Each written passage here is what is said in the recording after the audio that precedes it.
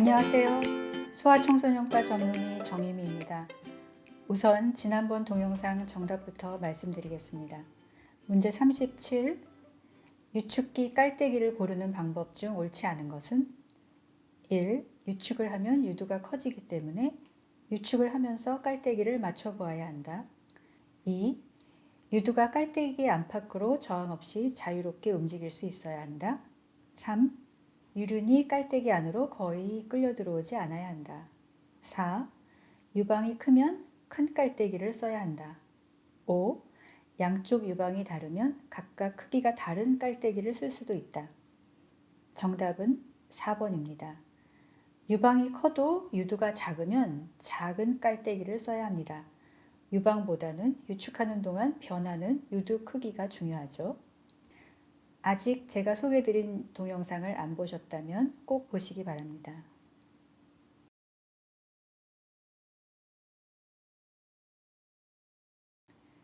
오늘은 젖먹이는 엄마의 약품 안전성 자료를 볼 수 있는 락트메드 주소가 새로 바뀌었다는 것을 알려드리고 그 내용을 조금 자세하게 소개해드리겠습니다.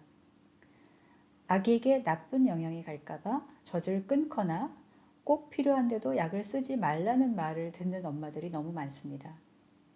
하지만 수유 중에 금기이거나 아기에게 부작용을 일으키는 약들은 그렇게 많지 않습니다. 그런데 막상 약품 설명서의 임산부나 수유모 항목은 별로 도움이 되지 않습니다. 왜냐하면 약품 허가를 받을 때는 임산부나 수유모를 대상으로 한 실험이 필요하지 않기 때문에 약물이 모유로 아기에게 전달되는지 알 수 없는 경우가 많기 때문이죠. 하지만 모든 약물이 의미 있는 정도로 모유로 전달되지 않고 또 모유에 약물이 있다고 해도 아기에게 해가 되지 않을 수도 있습니다. 때문에 모유 수유의 이득과 약의 위험을 따져보려면 고려할 것들이 많습니다. 반감기만 알면 된다고 잘못 생각하는 분들이 많은데 그렇지 않죠. 일단 엄마에게 그 약이 꼭 필요한지, 약 때문에 전량이 줄어들 가능성이 있는지, 젖 속으로 약이 얼마나 전달되는지, 젖을 먹었을 때 아기 몸으로 얼마나 흡수되는지, 아기에게 이상 반응이 생길지 같은 것들을 다 고려해야 합니다. 아기 나이도 아주 중요한데 이상 반응은 어릴수록 특히 신생아에서 더 잘 나타날 수 있고 젖과 함께 이유식을 먹기 시작하는 6개월부터는 드물기 때문입니다.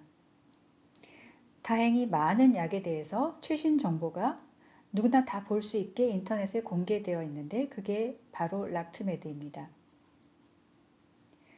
락트메드는 미국 국립보건원, 즉 NIH 산하 미국 국립의학도서관 독성학 자료 네트워크인 톡스넷의 일부입니다.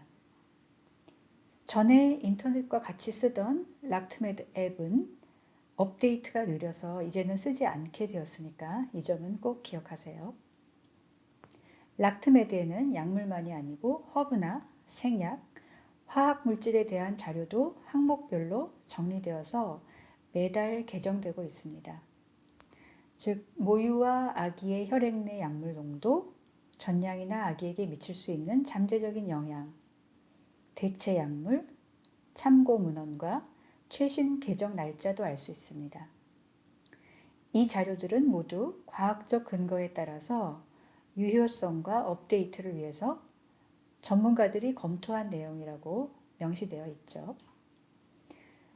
그러니까 젖을 먹이는 중에 엄마가 몸이 불편하면 참지 말고 꼭 의사의 진료를 받으시기 바랍니다. 그래서 약이 필요하다면 젖을 먹이는 중이라고 말을 하고 락트메드에서 해당 약품 정보를 담당 선생님과 함께 꼭 확인해서 안전한 약으로 처방받는 것이 가장 좋습니다. 엄마 맘대로 집에 있는 약을 먹거나 약국에서 사 먹고 젖을 끊고 나서야 이 약이 안전한지 찾아보면 너무 늦습니다.